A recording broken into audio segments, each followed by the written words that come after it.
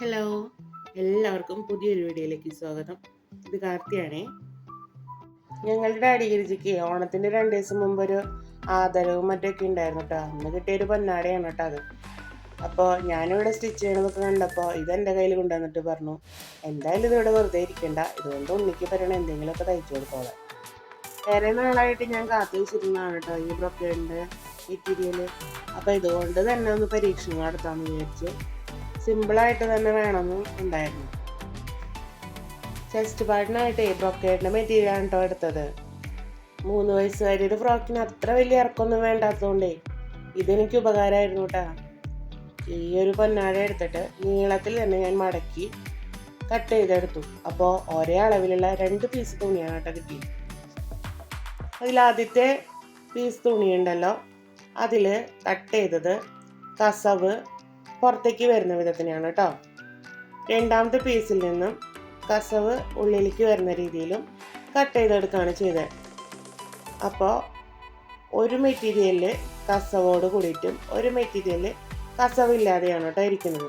അപ്പോൾ കസവില്ലാത്ത മെറ്റീരിയൽ നമ്മൾ ലൈനിങ് ആയിട്ടും കസവോട് കൂടിയിട്ടുള്ളത് പുറത്തേക്ക് വയ്ക്കുന്ന രീതിയിലാണ് കേട്ടോ എടുക്കാമെന്ന് വിചാരിച്ചത്.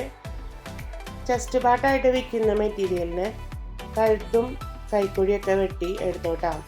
അപ്പോൾ നമ്മളവിടെ വള്ളി വയ്ക്കുക എന്നാണ് വിചാരിക്കുന്നത്. അതുകൊണ്ട് തന്നെ അത്ര അധികം ഇറക്കല്ലാണ്ടാണ് കേട്ടോ തോന്നുക. അപ്പോൾ ഇതൊക്കെ തയ്ക്കൽ കഴിയുമ്പോഴാവട്ടെ മനസ്സിലാവാം. അപ്പോൾ അതിൻ്റെ സെൻറ്റർ പാർട്ടീഷൻ ചെയ്തതിന് ശേഷം നമ്മൾ ആദ്യം വെട്ടി മാറ്റി വെച്ചിട്ടുണ്ടായിരുന്നല്ലോ, ആ പീസിൽ നിന്നും ഗോൾഡൻ കസവിൻ്റെ മെറ്റീരിയൽ നമ്മൾ മുറിച്ചെടുത്തിട്ടുണ്ടായിരുന്നേ. അപ്പോൾ അത് എടുത്തിട്ട് നമുക്ക് ഇതിനൊന്ന് വെച്ച് കൊടുത്ത് നോക്കാം. കാരണം നമ്മൾ സ്കേർട്ട് പാർട്ടിന് വേണ്ടിയിട്ട് എടുത്തതിൽ ഇതേപോലെ തന്നെയാണ് വരുന്നത്. അപ്പോൾ അതേപോലെ തന്നെ ചെസ്റ്റിലേക്കും കൊടുത്താലോ എന്ന് പറഞ്ഞിട്ടാണ് എനിക്ക് തോന്നിയത്. അപ്പോൾ അത് 2 പീസായിട്ട് എടുത്തിട്ട് അതൊന്ന് ആദ്യം ഒന്നിച്ച് തയ്ച്ചെടുത്തേ, എന്നിട്ട് പിന്നെ അതൊന്ന് പതിപ്പിച്ചെടുത്തിട്ടാണ് കേട്ടോ ഇത് മെറ്റീരിയലുമിൽ അറ്റാച്ച് ചെയ്യാൻ പോകുന്നത്.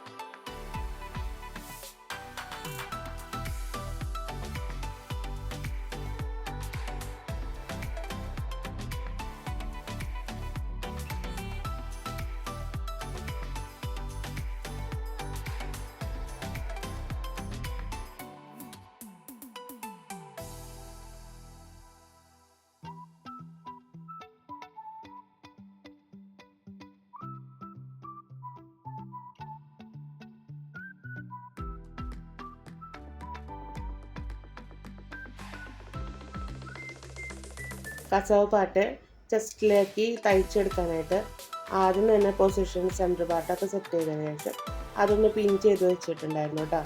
എന്നിട്ട് കമഴ്ത്തിയിട്ടിട്ടാണ് കേട്ടോ, അതായത് അതിൻ്റെ നെക്ക് കറക്റ്റ് അറിയാൻ വേണ്ടിയിട്ടാണ് അങ്ങനെ ചെയ്തത്.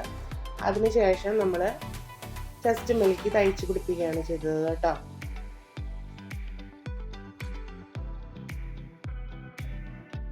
പിന്നെ നമ്മൾ ചെയ്തിട്ടുണ്ടായിരുന്നത്, നമ്മൾ ആദ്യം കട്ട് ചെയ്ത് മാറ്റി വെച്ചിട്ടുണ്ടായിരുന്ന മെറ്റീരിയൽ ഉണ്ടല്ലോ, അതായത് പൊന്നാടയുടെ തുണി, അപ്പോൾ അതെടുത്തിട്ടാണ് കേട്ടോ ലൈനിങ് കൊടുത്തത്.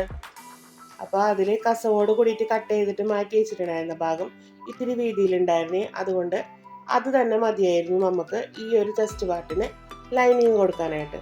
അപ്പോൾ അതും യൂസ് ചെയ്ത് നമ്മൾ കഴുത്തും കൈയൊക്കെ ഒന്ന് ഉള്ളിലേക്ക് വരുന്ന രീതിയിൽ മറച്ചിട്ടിട്ട് അടിച്ചു കൊടുക്കുകയാണ് ചെയ്തത് കേട്ടോ. എന്നിട്ട് പിന്നെ പതിപ്പിച്ചടിക്കുകയാണേ. അപ്പോൾ നമ്മൾ ബാക്കിയുള്ള എഡ്ജ് ഭാഗം മൊത്തം അതിന് ശേഷമാണ് കേട്ടോ ഒന്ന് തയ്ച്ചിട്ട് കൊടുക്കുന്നത്, ഫിക്സ് ചെയ്യുന്നത്.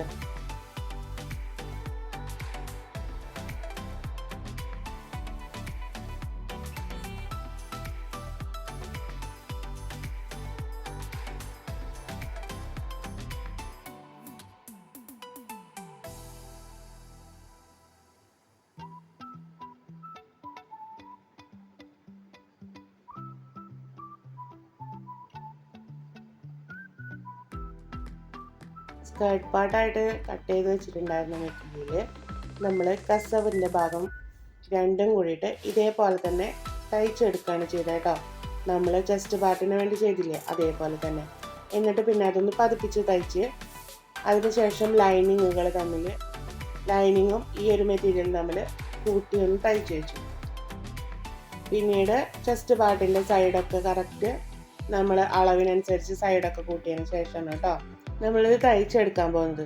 തയ്ച്ചെടുക്കുന്നതിന് മുന്നേ ആദ്യം തന്നെ ഒന്ന് ശ്രദ്ധിക്കേണ്ടത്, ഇത് മേലേക്ക് ഞാൻ ഈ കസവിൻ്റെ അതായത് ബോർഡർ മേലെ വരുന്നത് കസവ് ചെസ്റ്റ് പാർട്ടിലേക്ക് കൊടുത്തിട്ടുണ്ടായിരുന്നു. അതേപോലെ തന്നെയാണ് സ്കേർട്ട് പാർട്ടിലേക്കും ഈ ഒരു കസവ് വരുന്നത്. രണ്ടും സെയിം വീതിയിൽ തന്നെയാണല്ലോ ഉള്ളത്. അതുകൊണ്ട് ആദ്യം തന്നെ അതൊന്ന് പിൻ ചെയ്ത് വെച്ചു. ബാക്കിയുള്ള ഭാഗത്ത് മാത്രമല്ലേ ഞെറിഞ്ഞു കൊടുക്കണ്ടുള്ളൂ എന്ന് വിചാരിച്ചിട്ട് അങ്ങനെ അതാണ് കേട്ടോ പിൻ ചെയ്ത് വെച്ചത്. അപ്പോൾ അതാവുമ്പോൾ നമുക്കത് കറക്റ്റ് പൊസിഷനിൽ തന്നെ കറക്റ്റ് വീതിയിൽ തന്നെ സ്ട്രെയിറ്റ് ആയിട്ട് കിട്ടുകയും ചെയ്യും. കസവ് വരുന്ന പാർട്ടുകൾ രണ്ടും സ്ട്രെയിറ്റ് ആയിട്ട് തയ്ച്ചതിന് ശേഷം പിന്നീട് അവിടെ നിന്ന് നമുക്ക് ഫ്രില്ലിട്ട് കൊടുത്ത്, അതായത് സ്കേർട്ടിന് ഞൊറിവിട്ട് കൊടുക്കുന്ന പോലെ ചെയ്ത് പതിപ്പിച്ച് തയ്ക്കാവുന്നതാണ്.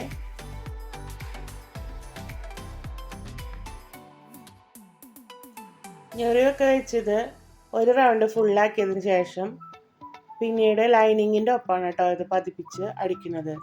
അതായത് ചെസ്റ്റ് പാർട്ടിലേക്കല്ല, സ്കേർട്ട് പാർട്ടിലേക്കല്ല, സ്കേർട്ട് പാർട്ടിൻ്റെ ലൈനിങ്ങിൻ്റെ ഒപ്പമാണ് അത് പതിപ്പിച്ച് തയ്ക്കുന്നത്. തയ്യലൊക്കെ കഴിഞ്ഞ അവസാനമാണ് കേട്ടോ വള്ളിയൊക്കെ വെച്ച് കൊടുത്തത്.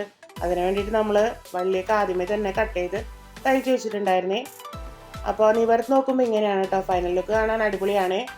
ഇഷ്ടപ്പെട്ട അഭിപ്രായം പറയാൻ മറക്കരുത് കേട്ടോ. അപ്പോൾ എങ്ങനെയാണ്, ഒരു ഫോട്ടോഷൂട്ടൊക്കെ ആയാലും